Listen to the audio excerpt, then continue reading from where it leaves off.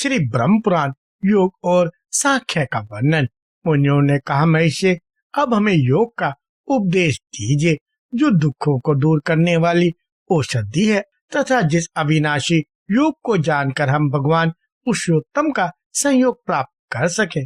व्यास जी बोले, विप्रवरों, मैं संसार बंधन का नाश करने वाले योग का वर्णन करता हूँ, सुनो। उसका अभ्यास करके योगी पुरुष परम दुर्लभ मोक्ष प्राप्त कर लेता है। पहले गुरु की भक्ति पूर्वक आराधना करके बुद्धिमान पुरुष योग शास्त्र, इतिहास, पुराण और वेदों का श्रवण करे। तत्पश्चात आहार योग के दोष, देश और काल का ज्ञान प्राप्त करके निर्द्वंद एवं परिग्रह शून्य होकर योग का अभ्यास करे। सत्तू, जौ का मान, मट्ठा, मूल, फल, दूध, जौ का हलवा, खुद्दी और तिल की खली, इन सब वस्तुओं का भोजन योग की सिद्धि करने वाला है। जिस समय मन व्याकुल न हो, कानों में किसी प्रकार का शब्द न आता हो, भूख प्यास का कष्ट न हो, हर्ष शोक आदि द्वंद, सर्दी गर्मी तथा वायु बाधा न पहुंचाती हो, ऐसे समय में योग साधन करना चाहिए। जहाँ कोई शब्द होता हो तथा जो जल के समीप हो, ऐसे स्थान में टूटी फूटी पुरानी गौशाला में, चौराहे पर, सांप बिच्छू आदि के स्थान में, शमशान भूमि में, नदी के तट पर, अग्नि के समीप, देव वृक्ष के नीचे, वामी पर, भयदायक स्थान में, कुएं के समीप तथा सूखे पत्तों पर कभी योगाभ्यास नहीं करना चाहिए। जो मुक्तावश इन स्थानों की परवाह न करके वही योग साधना करता है, उसके सामने विघ्न कारक दोष आते हैं। उन दोषों का वर्णन करता हूँ, सुनो। बहरापन, जड़ता, स्मरण शक्ति का लोप, गूंगापन, अंधापन, जड़ तथा अज्ञान जनित दोष, ये सभी उसे प्राप्त होते हैं। अतः योगवेत्ता पुरुष को सदा सब प्रकार से शरीर की रक्षा करनी चाहिए, क्योंकि शरीर धर्म, अर्थ, काम और मोक्ष चारों पुरुषार्थों का साधन है।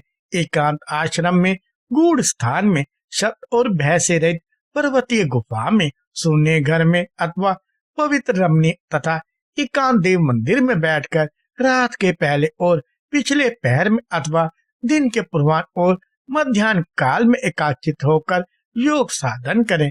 भोजन थोड़ा और नियम के अनुकूल हो, इंद्रियों पर पूरा नियंत्रण रहे। सुंदर आसन पर पूर्वाभिमुख बैठकर योगाभ्यास करना उचित है। आसन सुखद और स्थिर हो, अधिक ऊंचा या अधिक नीचा न हो। योग के साधक को निष्प्रह, सत्यवादी और पवित्र होना चाहिए।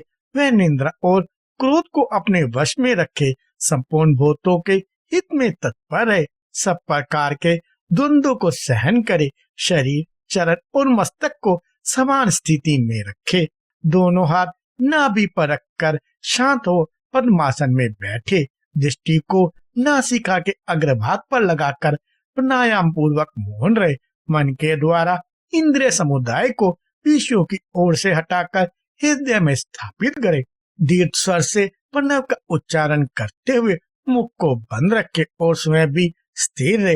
योगी पुरुष नेत्र बंद करके बैठे, वह तमोगुण की वृत्ति को रजोगुण से और रजोगुण की वृत्ति को सद्गुण से आच्छादित करके निर्मल एवं शांत हृदय कमल की कर्णिका में लीन सर्वव्यापी निरंजन मोक्षदाय भगवान पुरुषोत्तम का निरंतर चिंतन करे। योगवेत्ता पुरुष पहले अंतकरण सहित इंद्रियों और पंचभूतों को क्षेत्रज्ञ में स्थापित करे और क्षेत्रज्ञ को परमात्मा में नियुक्त करे। तत्पश्चात योग अभ्यास करे। जिस पुरुष का चंचल मन समस्त विषयों का परित्याग करके परमात्मा में लीन हो जाता है, उसके सामने योग सिद्धि प्रकाशित होती है। जब योग युक्त पुरुष का चित्त समाधि काल में सब विषयों में निवृत्त हो, वह ब्रह्म में एकीभूत हो जाता है, उस समय वह परम पद को प्राप्त होता है। जब योगी का चित्त परम आनंद को प्राप्त किसी भी कर्म में आसक्त नहीं होता, उस समय वह निर्वाण पद को प्राप्त होता है। योगी अपने योग बल से शुद्ध, सूक्ष्म, गुणातीत तथा सतगुण संपन्न पुरुषोत्तम को प्राप्त करके निसंदेह मुक्त हो जाता है। संपूर्ण भोगों की ओर से निष्प्रह, सर्वत्र प्रेम पूर्ण दृष्टि रखने वाला तथा सब अनाथ पदार्थों में अनित्य बुद्धि रखने वाला योगी ही मुक्त हो सकता है। जो योगवेत्ता पुरुष वैराग्य के कारण इंद्रियों के विषयों का सेवन नहीं करता और निरंतर अभ्यास योग में लगा रहता है, उसकी मुक्ति में तनिक भी संदेह नहीं है।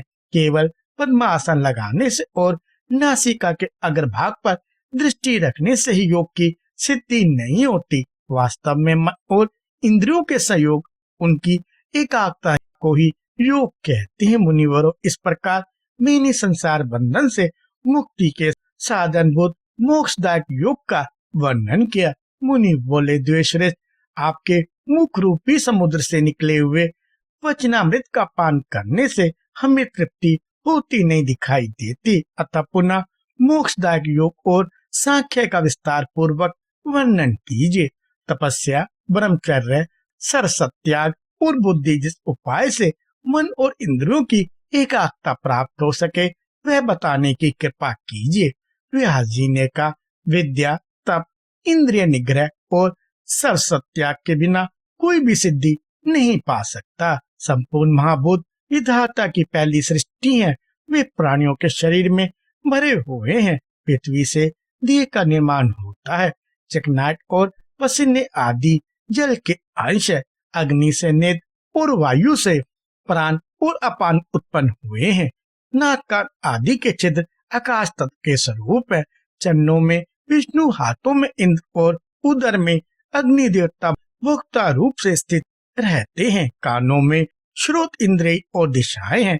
जीवा में वाक इंद्रिय और सरस्वती देवता का निवास है। कान, त्वचा, नेत्र, जीवा और नासिका, ये 5 इंद्रियां हैं। उन्हें विषय अनुभव का द्वार बताया गया है। शब्द, स्पर्श, रूप, रस और गंध ये इंद्रियों के विषय हैं। इस महान आत्मा का दर्शन नेत्रों अथवा संपूर्ण इंद्रियों से नहीं हो सकता। वह विशुद्ध मन रूपी दीपक से ही बुद्धि में प्रकाशित होता है।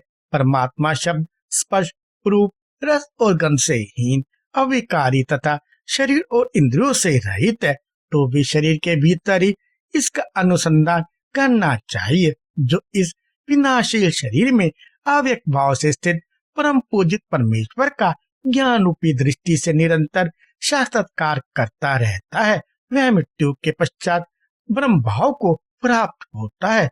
ज्ञानी जन विद्या विनय संपन्न ब्राह्मण में तथा गो, हाथी, कुत्ते और चंडाल में भी समभाव से ही देखने वाले होते हैं। जिससे यह संपूर्ण जगत व्याप्त है, वह परमात्मा समस्त चराचर प्राणियों के भीतर निवास करता है।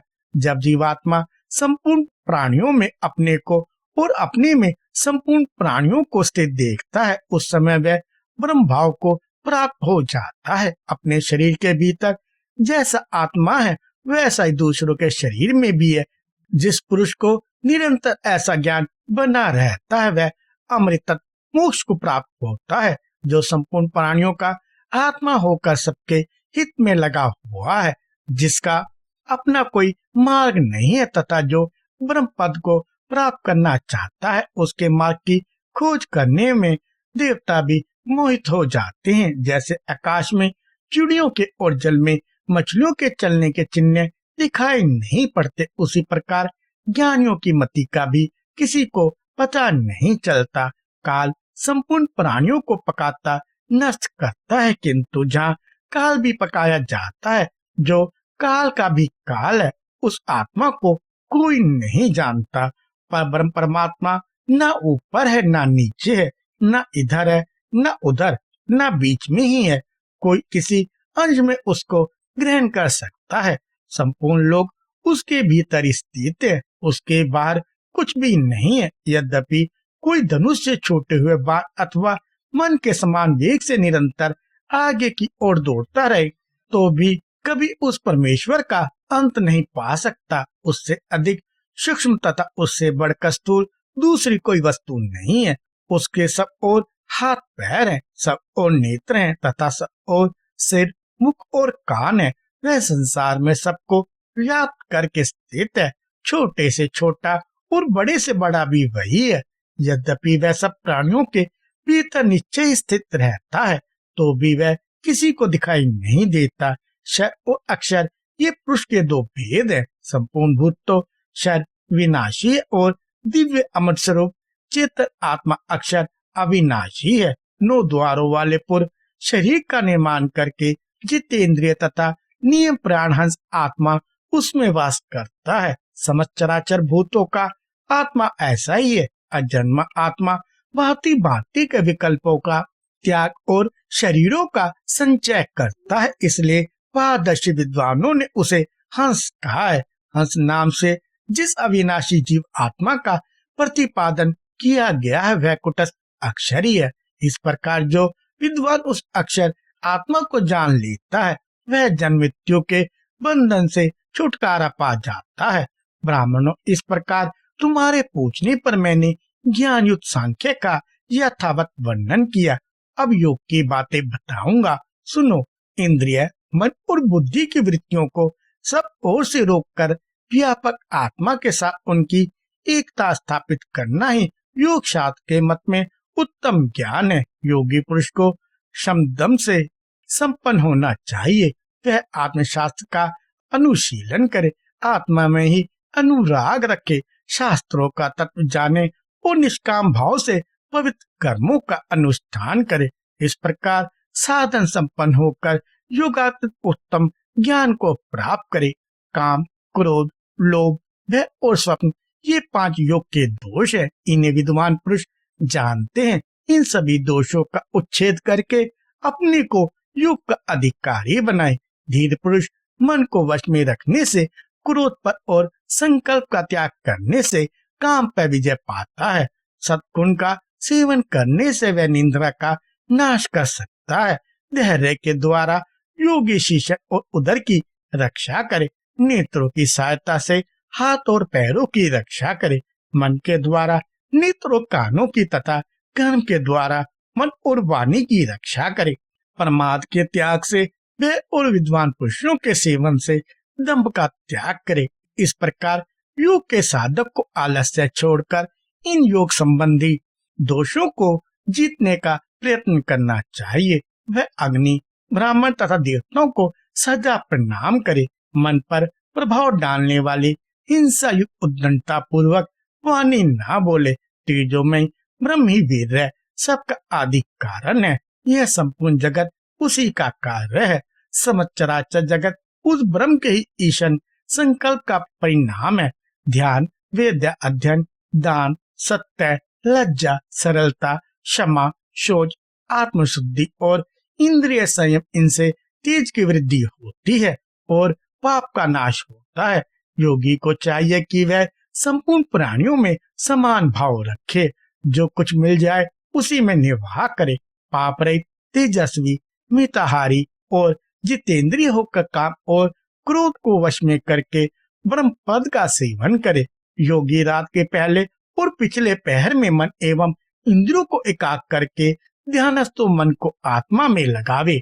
जैसे मशक में एक जगह भी छेद हो जाने पर सारा पानी बह जाता है, उसी प्रकार यदि साधक की 5 इंद्रियों में से एक इंद्रिय भी विकृत हो विषयों की ओर चली जाए तो वह अपनी बुद्धि और विवेक खो बैठता है। जैसे मछुआ पहले जाल काटने वाली मछली को पकड़कर पीछे अन्य मछलियों को पकड़ता है, उसी प्रकार योग विद्या साधक पहले अपने मन को वश में करे, तत्पश्चात कान, नेत्र, जीवा तथा नासिका आदि इंद्रियों का निग्रह करे। इन सब को अधीन करके मन में स्थापित करे और मन को भी संकल्प विकल्प से हटाकर बुद्धि में स्थिर करे। इस प्रकार 5 इंद्रियों को मन में और मन को बुद्धि में स्थापित करने पर जब वे इंद्रिय और मन स्थिर हो जाए उस समय इनकी मलिनता दूर होकर इनमें स्वच्छता आ जाती है। फिर अंतकरण में ब्रह्म का साक्षात्कार हो जाता है। योगी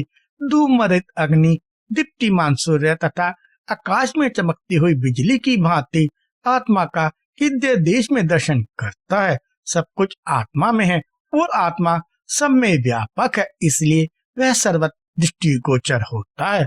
जो महात्मा, ब्राह्मण, मनीषी, धैर्यवान, महाज्ञानी और संपूर्ण प्राणियों के हित में तत्पर रहने वाले हैं वे उस आत्मा का दर्शन कर पाते हैं।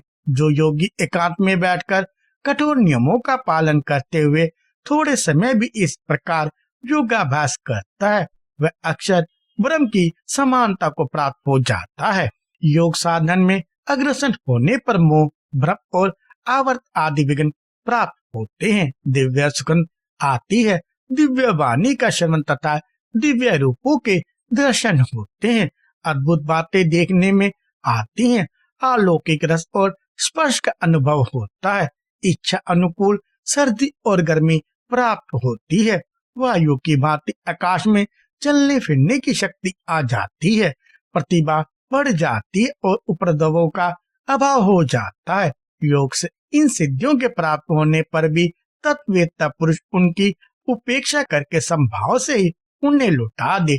वह योग का ही अभ्यास बढ़ाए और नियम पूर्वक रहते हुए पहाड़ की चोटी पर शून्य दीप मंदिर में अथवा वृक्षों के नीचे बैठकर योग का अभ्यास करे। इंद्रिय समुदाय को संयम में रखकर एकाचित हो निरंतर आत्मा का चिंतन करता रहे। योग से मन को उद्विग्न ना होने दे। जिस उपाय से चंचल मन को रोका जा सके उसमें तत्परता पूर्वक लग जाए और साधना से कभी विचलित ना हो। अपने रहने के लिए शून्य ग्रह को स्वीकार करे, क्योंकि वहाँ चित्त एकाग्र रह सकता है। योग का साधक मन, वाणी अथवा क्रिया द्वारा भी कहीं आसक्त ना हो। वह सबकी ओर से उपेक्षा का भाव रखे, नियमित भोजन करे तथा लाभ और अलाभ को समान समझे। जो उस योगी की निंदा करे और जो उसको मस्तक झुकाए, उन दोनों के ही प्रति वह समान भाव रखे। वह किसी एकाकी बुरा या भलाई ना सोचे। कुछ लाभ होने पर हर्ष से फूल ना उठे और लाभ ना होने पर चिंता ना करे, अपितु वायु का सहधर्मी होकर सब प्राणियों के प्रति समान भाव रखे। इस प्रकार स्वचित होकर सर्वत्र समान दृष्टि रखने वाला साधक यदि 6 महीने भी निरंतर योग के अभ्यास में लगा रहे तो उसे ब्रह्म का साक्षात्कार हो जाता है। दूसरे लोग धन की इच्छा या संग्रह करने के कारण अत्यंत विकल है, यह देखकर उसकी ओर से विरक्त हो जाए। मिट्टी के ढेले, पत्थर और स्वर्ण को समान समझे। इस प्रकार योग मार्ग का चलने वाला साधक मोहवश कभी उससे विचलित ना हो। कोई नीच वर्ण का पुरुष अथवा स्त्री ही क्यों ना हो, यदि उसे धर्म करने की अभिलाषा हो तो वह भी इस योग मार्ग से परम गति को प्राप्त कर सकता है। योगी पुरुष अजन्मा, पुरातन, जरा अवस्था से रहित, सनातन, इंद्रियातीत एवं अगोचर ब्रह्म को प्राप्त होते हैं। जो मनीषी पुरुष इस योग की पद्धति पर दृष्टिपात करके इसे अपनाते हैं वे ब्रह्मा जी के समान उस उत्तम गति को प्राप्त करते हैं जहाँ से पुनः इस संसार में आना नहीं पड़ता। कृपया लाइक, शेयर और सब्सक्राइब करें।